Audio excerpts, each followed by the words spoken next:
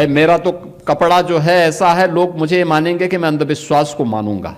मैं आस्था में विश्वास करता हूं, सबकी आस्था का भी सम्मान करता हूं, लेकिन अंधविश्वास को कतई नहीं मानता, एकदम नहीं मानता। मुझे बोला गया था कि नोएडा नहीं जाना है। मैंने कहा क्यों? कहा वहां सीएम नहीं जाते। तो मैंने कहा क्या नोएडा यूपी से बाहर है?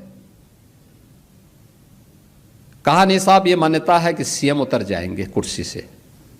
तो हमने कहा भी कुर्सी से तो एक दिन कुर्सी को जाना ही है, तो कुर्सी के मोह में हम क्यों पड़े? मैं जाऊंगा वहां जरूर। और मैं गया था वहां पे। जब मैं गया तो मैंने देखा क्यों ये लोग बोलते थे, तो पता लगा वहां 4 लाख मामले बिल्डर और बायर्स के।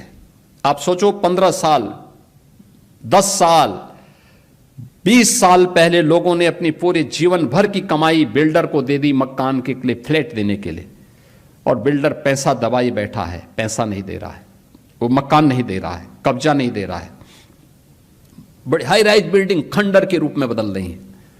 मैंने बैठक की अथॉरिटी की, Noida authority, greater Noida authority थे।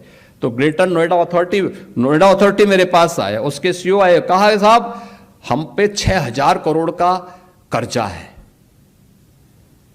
दूसरी अथॉरिटी से मैंने कहा, उसने कहा साहब हम पे 3000 करोड़ का कर्जा है। तो मैंने कहा यार मैं कहां फंस गया हूं, वो तो सब भिखमंगे हैं। अब इन भिखमंगों से मैं बोलूं कि तुम इन 4 लाख लोगों को मकान दो, तो मैं फंस गया वहां पे। मैंने कहा ये मेरी स्थिति बड़ी अजीब सी है। लेकिन मैंने वहां पे पहले बायर से मैं बातचीत किया, उन्होंने कहा उनकी रो रहे थे साहब, पूरी जीवन भर की हमने कमाई लगा दी, हमें मकान नहीं मिला है, हम बैंक से कर्जा भर रहे हैं, बैंक का कर्जा बढ़ता जा रहा है। मैं बिल्डर के साथ मिला तो बिल्डर अलग से रोए, कहते हैं साहब हमने पैसा लगाया, लेकिन उस समय की सरकारों ने हमें पूरी तरह निचोड़ दिया है, हमारी सामर्थ्य नहीं है। मैंने कहा सामर्थ्य हो न हो, इन गरीबों को मकान तो देना ही पड़ेगा आपको, इन 4 लाख लोगों को मकान देना पड़ेगा। आप दीजिए, मैं पॉलिसी बनाने की तैयारी कर रहा हूं, लेकिन आप पहले मकान दीजिए। फिर मैंने अथॉरिटी से कहा, मैंने कहा कार्य पद्धति ठीक करो। हमने रिफॉर्म की, कार्रवाई प्रारंभ की, भ्रष्ट तत्वों को वहां से बाहर का रास्ता दिखाया, और आज मुझे बताते हुए प्रसन्नता है 4 लाख लोगों को हम मकान दे चुके हैं।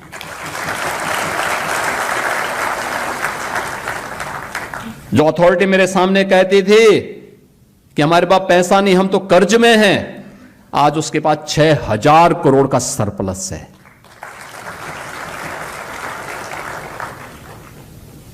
आज दुनिया का सबसे अच्छा इंफ्रास्ट्रक्चर भी और सबसे अच्छा इन्वेस्टमेंट भी वहां पर है, और वहीं पे ये मैन्युफैक्चरिंग हो रहा है जो मैं अभी चर्चा कर रहा था, ये सब कुछ वहीं हो रहा है।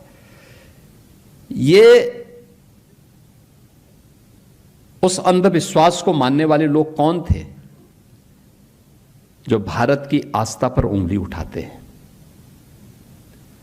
मुख्यमंत्री रहते हुए वहां नहीं गए, लेकिन अपनी विभाजनकारी राजनीति के लिए फिर आज नोएडा पहुंच गए, ग्रेटर नोएडा पहुंच गए।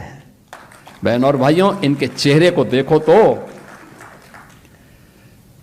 उस समय वहां के विकास के लिए ये बॉटलनेक थे। उस समय इन्होंने वहां बाधाएं खड़ी की, बैरियर खड़े किए। आज किस मुंह से विकास की बात करते हैं?